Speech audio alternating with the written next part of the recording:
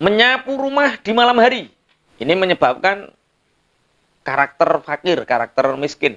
Jadi tercegahnya rezeki karena apa? Sering nyapu di malam hari. Makanya ibu-ibu tolong kalau nyapu sebelum waktu masuk asar, rumah disterilkan. Yang bersih. Semua dibersihkan jangan sampai kita nyapu di malam hari. Yang pertama, tema kami adalah beberapa hal atau banyak hal yang menyebabkan orang itu tercegah dari rizki. Kemudian di season kedua nanti, kita akan menerangkan memulai usaha bermodal 3M. Memulai usaha bermodal 3M. Yang pertama adalah, apa saja hal-hal yang menjadikan rizki kita itu tercegah. Dalam sebuah hadis, ini saya kutip dari kitab Taklim yang dikarang oleh Ibrahim Az-Zarnuji bahwa sabata bi hadzal hadis annartika badzambi sababu khirmani rizki khususon al-kadhib. Jadi sesungguhnya seringnya melakukan dosa itu menjadi sebab tercegahnya rizki. Tapi yang paling khusus dosa yang membuat rizki itu mampet adalah perbuatan dosa bohong. Jadi al-kadhib. Pembohong itu akan tercegah dari dosa. Kok tercegah dari dosa? Tercegah dari apa? Rizki.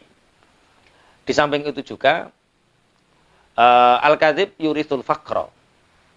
Bohong itu juga mewariskan kefakiran.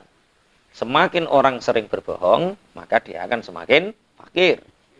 Semakin dia semakin sering berdusta, maka rezekinya akan semakin terputus. Artinya, seorang pengusaha pantang sekali untuk berbohong. Seorang pengusaha pantang sekali untuk berdusta. Jujur. Harus bersikap jujur. Kemudian, waqad warada fihi haditsun khasun. Wa kadza naumus subhah yamna'ur rizqa. Begitu juga ada hadis yang sangat khusus sekali. Apa itu? Tentang hadis-hadis yang menerangkan tentang subuh. Tidur di waktu subuh. Keterangannya yaitu tidur di waktu subuh itu mencegah rizki. Ini jadi tolong hindari tidur setelah subuh.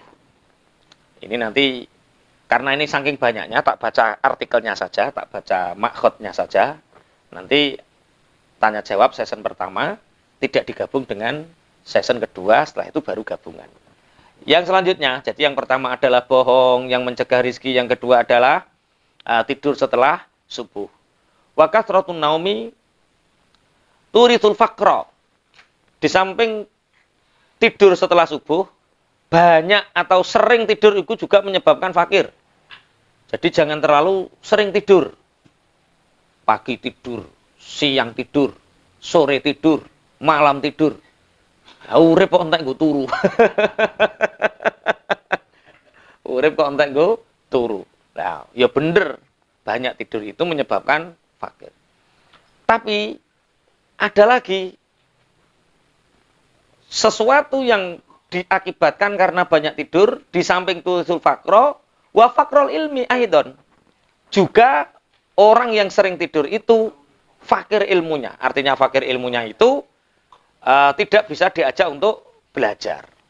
Makanya ada satu syair, wakilah ini dari Sayyidina Ali, wakilah dari yang lain, yaitu jangan kalian perbanyak tidur. Sururun nasi fi lubsil libas wa jam'ul ilmi fi tarkin nu'as. Bahagia sekali orang yang bisa memakai pakaian dan mengumpulkan ilmi itu di dalam meninggalkan ngantuk. Jadi wong nek sering ngantukan ya ora oleh ilmu, wong nek iso nganggo pakaian sing apik iku ya iso ayem.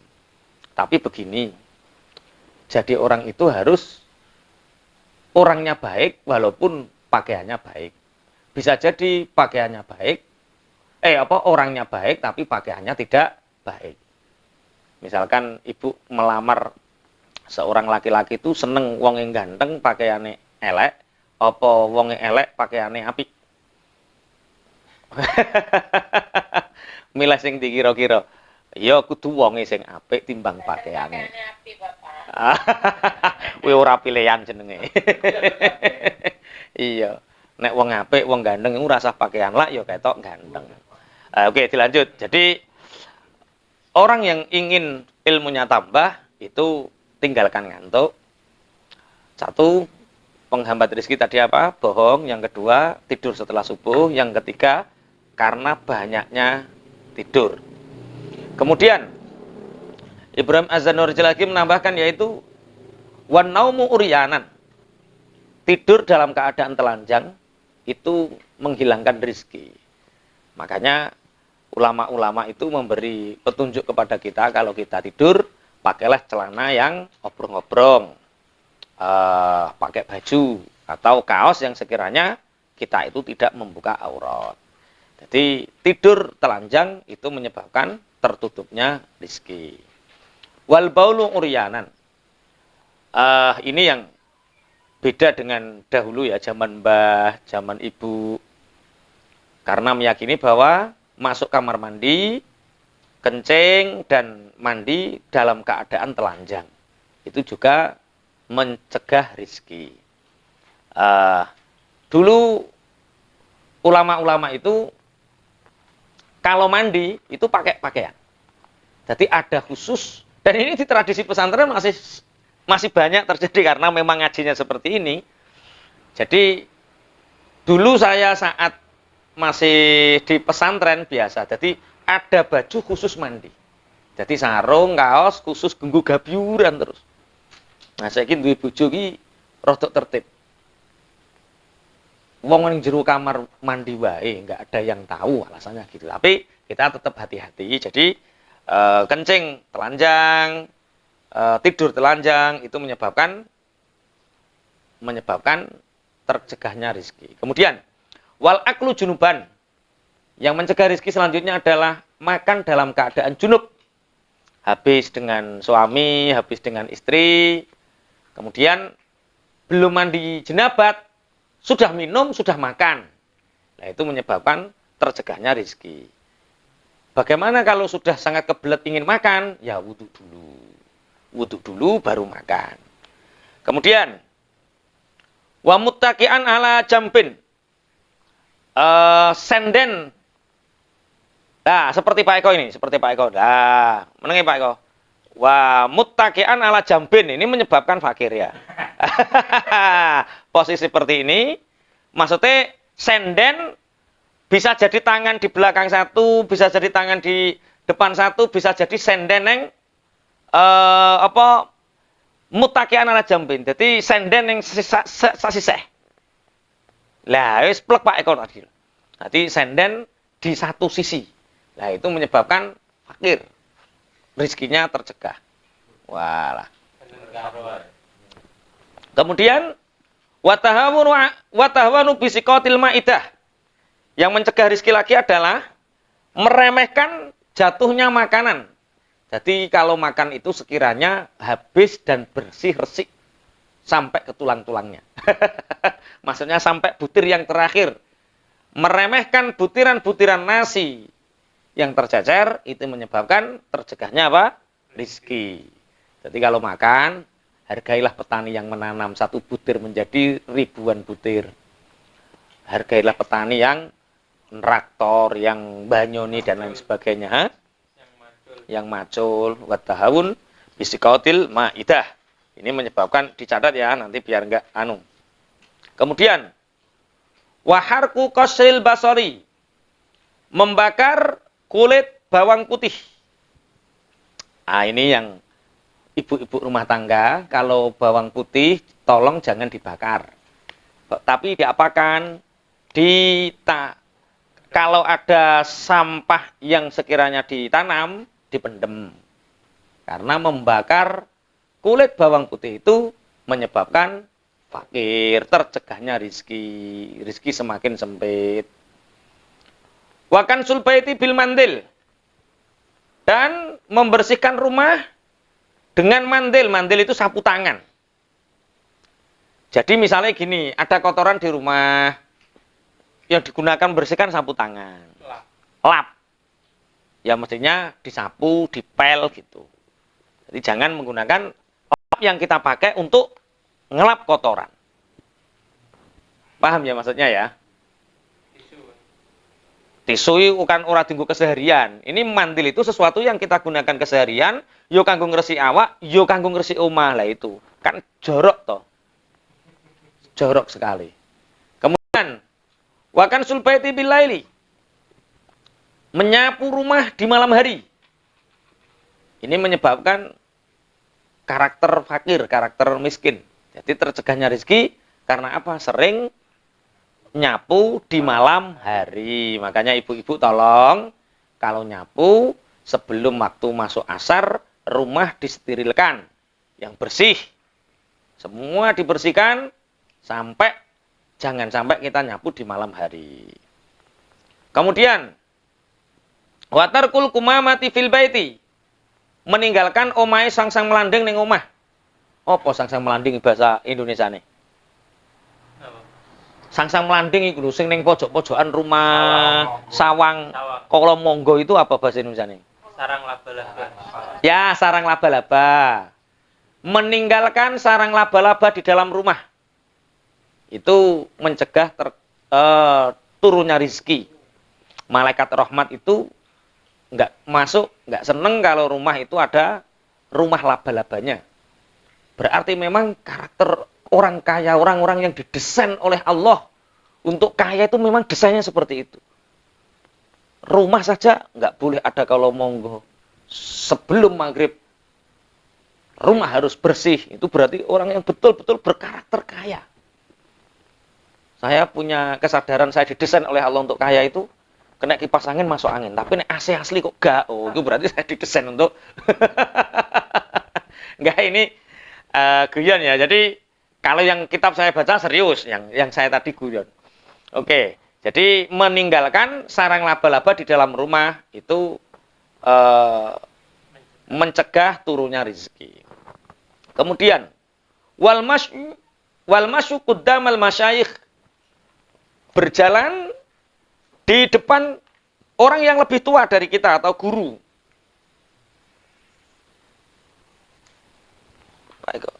Berjalan di depan guru, berjalan di depan masyayikh, orang yang lebih sepuh. Ini menyebabkan fakir. Nanti kalau jalan lihat-lihat. Kalau ada orang yang lebih sepuh, jangan berjalan di depannya, tapi di belakang. Ini termasuk keterangan ini yaitu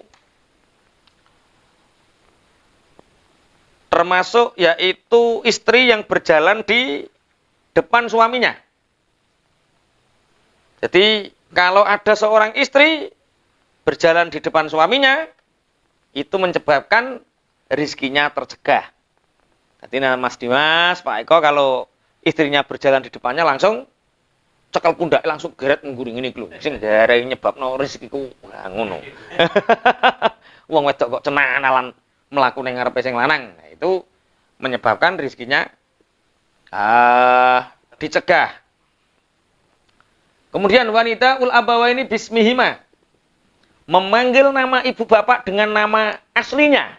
Jadi nek manggil uga ayah, nek manggil uga papa, nek manggil uga ibu, tapi dipanggilkan nama aslinya. Sana ikut Papa Kofik, sana ikut Papa Kofik. Lah, itu menyebabkan fakir ya, tercegahnya rezeki. Ya papa ngono tok, gak usah ditambahi Papa Kofik.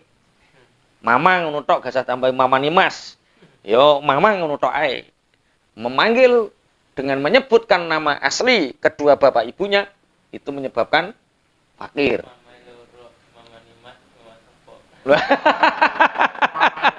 Iya biasanya kan begitu ya. Terus mamane loro, mamane Mas karo mama sapa kon. Ya, wal khalalu bi kulli khosyabatin. Apa selilit iku apa jenengane? Nyelan-nyelani untung nganggo selilit itu apa namanya? Selilit. Bahasa Indonesia ini selilit ya. Hah? Nah, menggunakan tusuk gigi dengan semua kayu. Misalkan wayah di dapur dicukup nggus lilit, wayah apa lah itu nggak boleh. Kalau ya sembarangan menggunakan tusuk gigi. Nah, itu tusuk gigi itu harus yang tusuk gigi itu. Kalau sembarangan itu menyebabkan tercegahnya apa? Rezeki. Wa ghuslul yadi bitini wat turab. Membasuh tangan dengan debu dan linet. Jadi biasanya membasuh itu ya membersihkan tangan itu harus dengan sabun, harus dengan sesuatu yang sekiranya lebih bersih. Tidak menggunakan yang berbau turab dan tin, yaitu linet karo lebu. Lah iki sing anu. Wal julusu 'alal atabati. Duduk di atas atabah. Kalau atabah itu artinya yaitu apa? Yo, centelane lawang lho apa? Bahasa Indonesia apa? Lah ngono lho. Beranda ya. Duduk di beranda pintu. Jadi pas duduk ning tengah-tengah lawang. Ya, duduk pas di tengah-tengah pintu. Itu menyebabkan rizkinya tercegah. Kemudian wal ittika wala ahadi zaujayil bab. Ini juga senden di salah satu daun pintu. Jadi nek dek meng duduk pas ning tengah-tengah lawang, tengah pintu, nek saiki jadi ini pintu, sini pintu, kita di tengah seperti ini ya. Menghadap ke salah satunya. Kemudian sing nyegah rezekiku sak mene kae cah. Masya Allah. Wat tawaddu'u fil mabrozi. Apa artinya mabrozi di situ Mas Dimas? Hah? Bukan, sebelumnya. Wudu di tempat orang buang hajat. Jadi wudunya di tempat kakus. Di kamar mandi. Jadi makanya kan hukumnya makruh kan seperti itu. Karena bisa mencegah rizki. Jadi kalau wudhu ya di luar, kalau membersihkan di kamar mandi. Jadi wudhu bebersih di ya atau tahu ini pakaian dan yang masih plok domi akan pakai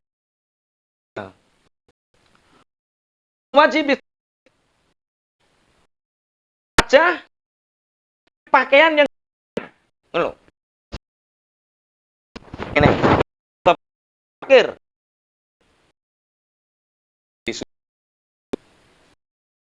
baitil baiti meninggal rumah melanding di dalam kamu akan sholat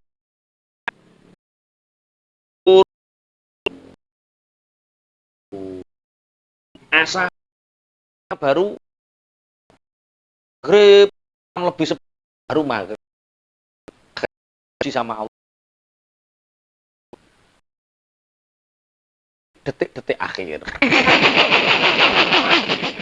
pertolongannya datang tapi di detik-detik akhir karena memang dia ketika dipanggil Allah sholat dia datangnya di detik-detik akhir lah ya ngono nek wayah kena masalah ruwet lagi iling ternyata dia sholatnya di detik-detik akhir Digabung kan? apa? Digabung.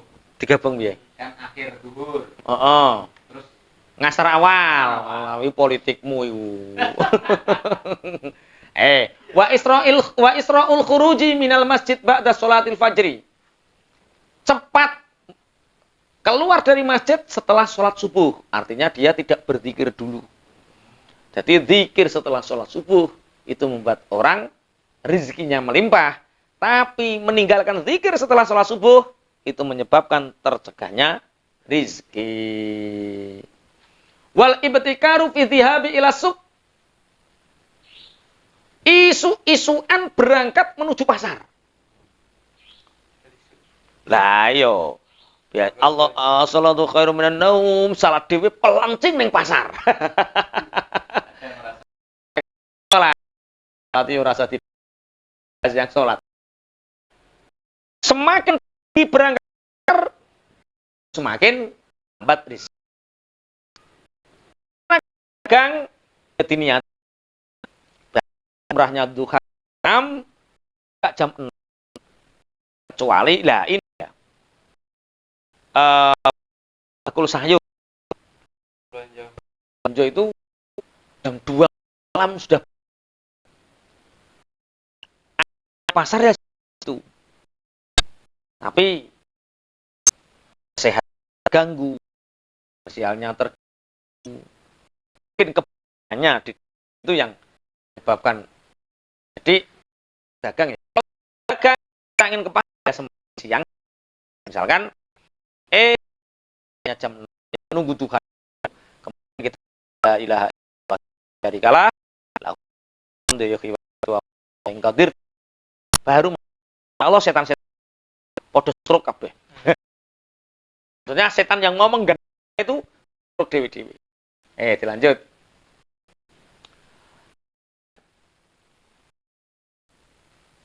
Wal ibta'u firruju'u, dan enggan untuk keluar dari pasar. Wes kadung mlebu pasar ning KDS, mlebu pasar ning mall misalkan, keluar kok enggan, menyebabkan wis rezekine kalong tenan akeh tenan niku. Ya semakin dalam pasar ya semakin banyak yang terbeli. Tapi mboten ini karakter ya. Kita bahas adalah karakter orang-orang yang rizkinya tercegah. Wa syira'u kasiratil khubsi minal fuqara as-ali, menjadi penadah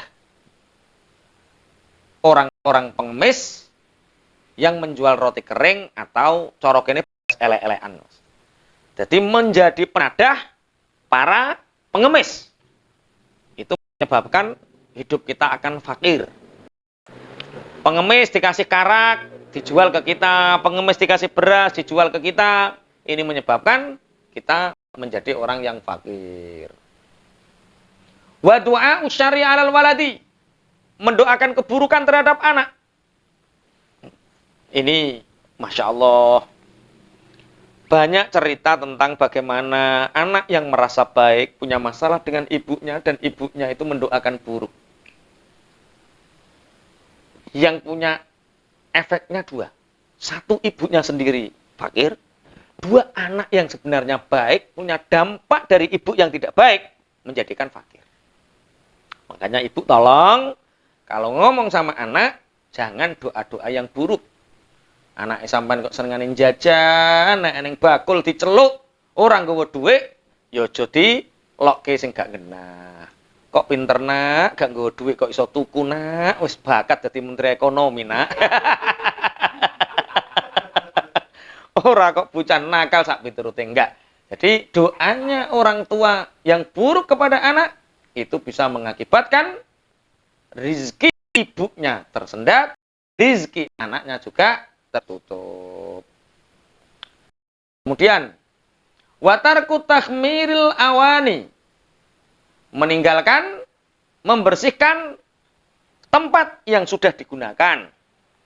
Misalkan gelas habis digunakan tidak segera dicuci, kotorannya masih ada di situ, dibiarkan beberapa hari baru mau dipakai baru dicuci, itu menyebabkan tercegahnya rezeki. Piring yang habis dipakai nggak segera dicuci, itu menyebabkan tercegahnya apa? Rezeki. Ternyata menikah dengan wong wedok koproh itu berakibat besar terhadap kehidupan kita. Makanya didik wanita-wanita kita, istri kita untuk tidak hidup koproh. Bismillahirrahmanirrahim. Kemudian wa itfa'us siraji bin nafsi, kemudian mematikan api dengan mulut, meniup dengan tiupan mulut. Jadi misalkan ngono ki lho apa? Nyebul. Lah, itu menyebabkan rezeki kita tertutup. Lah, ulang tahun ini tambah akeh sing ditiup. Nah, Makanya jangan tradisikan, lah selentik. Makanya tradisi kita itu luar biasa loh ya. Ketika kita milad, ketika kita ulang tahun, ambeng direncak bareng ngono toh. Lah mbah ning tradisi ulang tahun itu kan terus nyebul-nyebul itu menjadikan rezeki orang itu tertutup. Dan rezeki terbesar kita itu sebenarnya kan keimanan kita kan. Oke, dilanjut. Kullu dzalika yurisul faqra.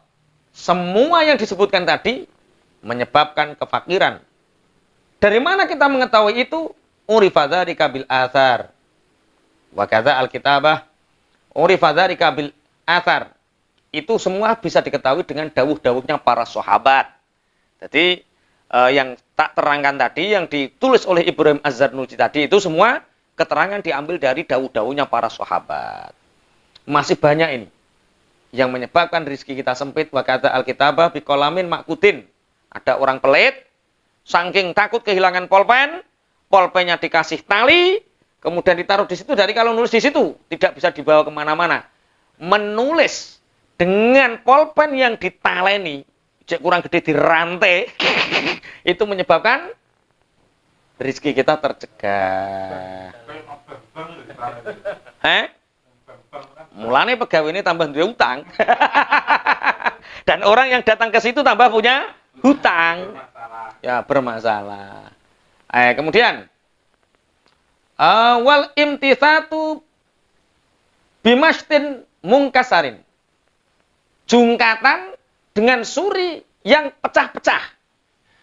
Piye iku? Dadi suri elek niki lho dienggo sret-sret. Dadi suri bogang. Nah, surine sampean bogang to ora, Pak? Iku hati-hati, Pak. Menggunakan suri yang protol alias bogang itu bisa menyebabkan rezekinya tercegah. Wa tarkud du'a'i bil khairil walidain. Lupa meninggalkan mendoakan kebaikan untuk kedua orang tua. Jadi ini dari hadis sumbernya ya. Tarku du'al walidain duyikul aish. Meninggalkan mendoakan baik kepada orang tua itu menyebabkan rezeki ma'isyah kita sempit. Jadi tiap waktu, tiap detik, tiap apapun doakan kepada kedua orang tua. Maka kita akan mengalir rezeki yang deras. Wa ta'ammumu qa'idan. Menggunakan sorban ketika duduk. Dadi nek nganggo sorban iku wayah pengen mami ngono kae, iku wayah berdiri. Sawu sufuakum set ngono. Ora kok masak dhisik, ngene wayah duduk. Lah itu menyebabkan fakir. Nanti ketika nganggo sorban ketika saat berdiri, tidak dengan keadaan duduk. Wa tasarwulu qaiman. Menggunakan celana dengan berdiri. Itu menyebabkan fakir. Dadi nek nganggo celana, golek kursi. Lungguh sik. Lagi celanane dienggo, aja kok wayah ngadeg wer enggak boleh. Itu menyebabkan fakir. Nek wong wedok piye nek wong wedok ya? Nek wong lanang kan kaya Mas Dimas langsung biasanya ngadeg langsung wer ngono ae. Enggak, duduk dulu. Cari duduk yang agak tinggi, baru kita menggunakan celana atau sarung. Kemudian wal bukhlu, iku wis ora usah dicerlang, wis apal kabeh pelit. Itu menyebabkan fakir. Wal israf, israf itu berlebihan. Wal kasal, malas. Berlebihan. Wa tawani, selalu menunda-nunda. Ada kesempatan enggak diambil. Kok diambil orang lain, aduh atok aku. Diajak bisnis, waduh aku nggak mampu. Diajak buruh, tenagaku nggak kuat. Diajak ngajar, waduh ilmuku nggak cukup. Wah. Terus kok nopo wong kaya kowe ngono kuwi? Ya bae kaya. Terus kok nopo? Nah itu tawani namanya. Orang yang selalu menunda-nunda. Wa tahawunu fil umuri. Meremehkan segala urusan. Alah, koko gampang. Ini. Nanti gampang. Mas Dimas, kata nikah. Oh, gampang. Itu menyebabkan tertundanya apa? Rizki. Kullu dzalika yuritul faqra. Semua itu menyebabkan fakir. Qala Rasulullah sallallahu alaihi wasallam, Rasulullah bersabda, "Istangzilu ar-rizqa bis sadaqah." Turunkanlah rizki dengan bersedekah. Wal bukuru mubarakun yazidu fi jami'in ni'ami khususan fir rizki. Dan setiap pagi itu penuh dengan keberkahan, maka turunkan rizki itu dengan bangun pagi, dengan bersedekah, dan akan bertambah segala kenikmatan, khususnya kenikmatan yang berupa rizki. Dari beberapa hal yang saya sampaikan, banyak hal ini ya, tentang sesuatu hal yang menyebabkan tercegahnya rizki. Mungkin dari sahabat-sahabat pejuang yang ada di Taiwan ini ada pertanyaan, kami persilahkan sebelum nanti bahas strategi bisnis memulai usaha dengan 3M. Monggo.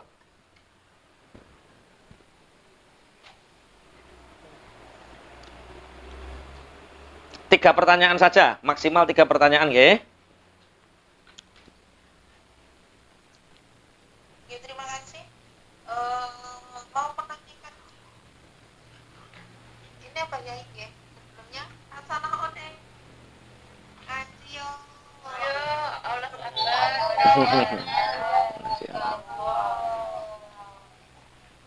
menanyakan terkait tadi akan menyampaikan bahwasannya apa nih, tidur setelah sholat subuh itu bisa menghambat datangnya rezeki salah satunya. Nah, apa nih, tidur setelah subuh niku apakah bisa dibilang lebih baik yang ya bukan lebih baik apa ya ini sing bangkong kali dengan tidur tidur kesiangan dengan orang yang tidur setelah subuh itu apakah memang yang lebih baik sing bangkong niku tak yo baik. Yo, bandingno kok barang sing ora banding iki ya. Tapi kadang tuntutan pekerjaan juga yang maksa kita tidur sehabis subuh itu. Ya, terkait dengan hal itu karena kan ya memang mungkin kita yang ada di sini ya pasien kadang napa nggih tidur jam 3 pagi itu baru ada yang tidur jam 2 pagi baru bisa tidur. Jamnya itu boten sama, artinya kalau pasien itu sudah terbiasa dengan hidup yang enggak sehat dan membiasakan bangun pagi itu memang biasanya jam 10 atau kita jam makan siang ini pasien jam sarapan seperti itu. Ini memang ada sebagian teman-teman yang memang menjalani pola hidupnya yang seperti ini. Kita mengikuti majikan, kalau kita pagi-pagi sudah bangun aktivitas, majikan juga risih. Majikannya jam segini kok sudah bangun, ngapain berisik kayak gitu. Seperti itu kita mendapatkan teguran juga. Terus yang kedua itu terkait dengan sholat yang ulur-ulur itu tadi apa ya ini. Kita juga di sini niki biasa memang mengefisienkan waktu. Kita pun tidak enak kalau nopo sebentar-bentar kamar izin sholat kayak gitu loh. Jadi seringkali kalau misalkan sholat zuhur itu digandeng dengan waktu asar, waktunya mepet dengan asar kayak gitu. Jadi kan kita sekali waktu izin untuk ibadah kayak gitu. Agar ya sama-sama menjaga perasaan majikan juga, daripada nanti kita kok sebentar-bentar terus akhirnya dipermasalahkan terus tidak diberikan izin untuk ibadah. Niki kan kedepannya akan lebih menyulitkan kayak gitu. Nggih. Niki maksudnya seperti itu. Terus kadang juga waktu maghrib niku napa niku waktunya sampun mepet dengan isya karena ya memang jam makan malam kan. Terus yang ketiga tadi berkaitan juga dengan waktu malam nyapu. Di sini kita juga seperti itu. Jam makan malamnya majikan itu tidak begitu, kadang jam 10 juga masih jam makan malam. Setelah itu otomatis bersih-bersih, nyapu, ngepel itu sudah menjadi kebiasaan. Nah, ketika kita melakukan hal itu di tempat majikan, itu apakah juga mempengaruhi tentang rezeki kita? Ini berarti dijawab ya satu orang 3 pertanyaan langsung. Nggih, mboten napa-napa. Yang pertama, tentang tidur habis subuh. Jadi ada satu kaidah dalam usul fikih, yaitu yustaghfaru ma fid dawam wala yustaghfaru ma fil ibtida. Jadi sesuatu yang sudah terjadi itu ditoleransi, sesuatu yang belum terjadi itu diketati. Jadi pada dasarnya tidur habis subuh itu ya tetap menghambat rezeki. Itu pola hidup yang buruk. Bagaimana kalau keadaan menuntut sampai batas apa? Misalkan kita bangun saja banyak berzikir. Berzikir tidak harus diucapkan sehingga tidak dikatakan berisik oleh juragan. Baik mana dengan bangkong? Jadi bangkong dengan tidur habis subuh itu dua pilihan yang sama-sama sebenarnya tidak baik. Cuma kalau bisa diempet minimal menjelang duha. Menjelang duha. Artinya sudah masuk duha. Kalau duha di sini taruhlah karena sekarang subuh jam 4, sebenarnya jam 6 lebih sedikit itu sudah masuk waktu duha. Lah itu, saat itu tidur sebenarnya nggak apa-apa. Karena waktu duha dengan waktu habis subuh itu lebih baik tidurnya habis duha. Walaupun saat duha itu tidur menyebabkan badan tidak enak, terasa tidak enak. Tidur yang terbaik itu waktu qailulah. Itu saat kita tidak ada beban, pekerjaan dan lain sebagainya. Itu Ibu. Jadi mana yang lebih baik? Ya, dua hal yang sebenarnya tidak ada yang lebih baik. Tapi sebisa mungkin kita menjaga diri, kesehatan kita, menjaga rezeki kita. Yang kedua, tentang menyapu di malam hari. Semoga nanti ketika di rumah sudah tidak sama majikan, huriyah, merdeka, semoga ilmu ini dijalani. Jadi memang pada dasarnya diakui atau tidak diakui, kita-kita yang kerja sama orang di sana itu kan rezekinya sempit toh, waktunya sempit, uangnya kelihatannya banyak, tapi kita nggak bisa mengalokasikan apa-apa. Nah, itu termasuk tersempitnya rezeki. Nah, makanya ya kalau sana gimana ya dikerjakan saja, wong itu tugas kita. Dalam bahasa usul fikihnya ad-darar yuzal, sesuatu yang menyebabkan kita nggak baik, celaka itu ya ditinggalkan. Artinya ini kalau saya nggak nyapu tambah dimarahi, ya nyapu saja. Kemudian yang ketiga, apa tadi? Tidur habis subuh, nyapu di malam hari, kemudian sholat. Sama Ibu, kaedahnya sama, yaitu sesuatu yang terjadi dan sangat terpaksa, itu tetap bisa dilakukan. Artinya karena al-masyaqqatu tajlibu taysira, dalam usul fikih itu, al-masyaqqatu tajlibu taysira. Kesulitan itu mengakibatkan tertariknya kemudahan. Dalam waktu normal kita di rumah, kita menjadi orang yang merdeka, bisa menyempatkan waktu di awal waktu, ya. Tapi bagaimana keadaan kita saat kerja di Taiwan seperti itu keadaannya?